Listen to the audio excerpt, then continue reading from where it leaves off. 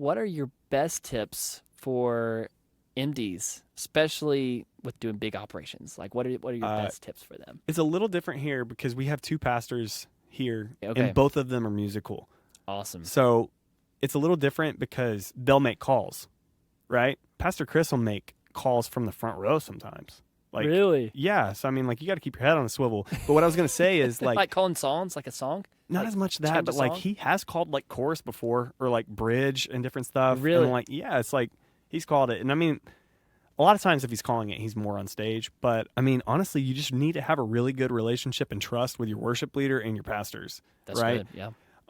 And then for us, the MD mic goes to production. You need to have a good relationship with them as well, Mm. like especially your lyrics and anybody. I mean, really, just whoever's heading up production. But I think having that rapport with people and that trust really helps because then it doesn't matter as much who's making the call, whether it's the worship leader or you. You're kind of like trusting each other because Right. sometimes the worship leader's making the call on something, and sometimes I'm just looking at the clock and I know what our service needs to look like, and I'm making the call. Or I'll even ask in the mic, I'm like, "Hey, what do you guys want to do?" Don't see anything. I'm like, "Well, I'm making the call then because we're not. This ship isn't crashing. Like, Right. Right. we're gonna Right. Right. call something, so I'll call it." And like, but they trust me and I trust them, so It's good. it works really well.